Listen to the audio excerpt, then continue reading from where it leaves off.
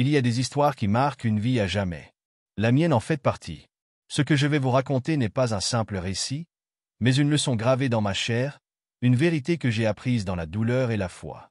J'étais en prison, un endroit sombre et froid, où la lumière peine à pénétrer, où l'espoir disparaît peu à peu. J'étais là pour des raisons qui n'ont plus d'importance aujourd'hui, mais ce qui comptait, c'était ma foi. Ma foi en Dieu. Elle était mon seul refuge, mon seul réconfort. Mais dans cet enfer, croire était presque un crime. Chaque jour, les autres détenus me tourmentaient. Ils riaient de moi, me provoquaient. Alors, le saint homme, tu crois que ton Dieu va venir te chercher. Prie un peu plus fort, peut-être qu'il t'entendra cette fois. Leurs paroles étaient comme des poignards. Mais je restais silencieux. Je priais. Je tenais bon. Je savais que Dieu voyait tout, même dans l'ombre la plus noire. Mais leur haine grandissait. Et un jour, elle s'est transformée en cruauté. Le gardien, un homme froid et sans pitié, avait lui aussi décidé de s'amuser de ma foi. C'était un homme imposant, avec un regard vide, habitué à briser les âmes. Il s'est arrêté devant ma cellule, un rictus mauvais aux lèvres. Toi, tu crois vraiment que ton Dieu est puissant? Aujourd'hui, on va voir ça. Il a ouvert ma cellule d'un coup sec et m'a agrippé violemment. Ses doigts serraient mon bras comme des pinces d'acier. Je n'ai pas résisté. À quoi bon? Il m'a traîné jusqu'à une porte massive, rouillée, que je n'avais jamais vue s'ouvrir auparavant. Bienvenue en enfer. La porte s'est ouverte dans un grincement sinistre. L'air qui s'en échappait était lourd, nauséabond. Il m'a poussé à l'intérieur. Je n'oublierai jamais cette pièce.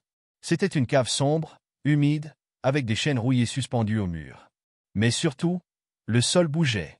Je n'ai compris que trop tard ce qui se mouvait sous mes pieds. Des serpents. Des dizaines, peut-être des centaines de serpents venimeux, qui sifflaient et ondulaient lentement. Des rats énormes grouillaient dans les coins, leurs yeux brillants fixés sur moi. Le gardien a refermé la porte avec fracas. Prie maintenant. Voyons si ton Dieu t'entend ici. De l'autre côté, j'entendais les rires. Des éclats de voix moqueurs. Mais moi, j'étais paralysé. La peur me broyait les entrailles. Chaque souffle était un effort. J'avais l'impression que l'air lui-même me refusait sa présence. Je me suis laissé tomber au sol. Les larmes ont coulé.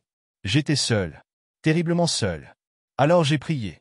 Seigneur, je ne comprends pas pourquoi je suis ici. Je ne sais pas pourquoi je souffre ainsi, mais je crois en toi. Je te fais confiance. Si c'est ma fin, alors qu'elle serve ta volonté. Mais si tu veux me sauver, alors montre-moi ta puissance. Le silence est tombé. Un silence irréel. Les serpents se sont figés. Les rats ont cessé de bouger. L'air est devenu plus léger. Et puis, une lumière. Douce, chaude, apaisante. Une silhouette est apparue. Pas un homme, pas une ombre. Un ange. Sa présence emplissait la pièce d'une paix indescriptible. Il n'a pas parlé. Il a simplement levé les mains et a frappé dans celle-ci. À cet instant, les serpents sont restés immobiles, comme pétrifiés. Les rats se sont tapis dans les coins, terrifiés. Rien ne bougeait. Je suis resté là, à genoux, à pleurer de soulagement et de gratitude. Toute la nuit, j'ai prié. J'ai remercié Dieu, encore et encore.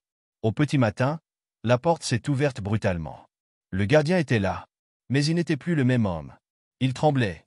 Ses yeux étaient rougis, ses mains secouées. Il s'est effondré à mes pieds, en sanglotant. « Pardonne-moi. Je t'en supplie, pardonne-moi. » J'étais abasourdi.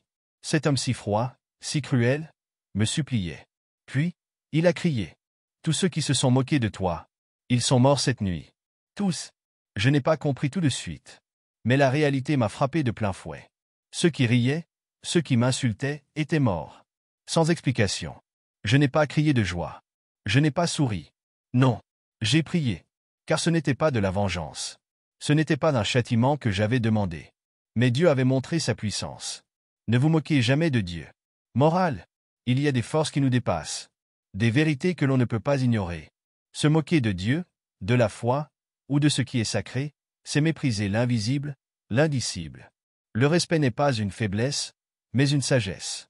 La foi est une lumière qui éclaire même les ténèbres les plus profondes. Si cette histoire t'a touché, partage-la. Car peut-être que quelqu'un, quelque part, a besoin de se rappeler que Dieu veille. Toujours.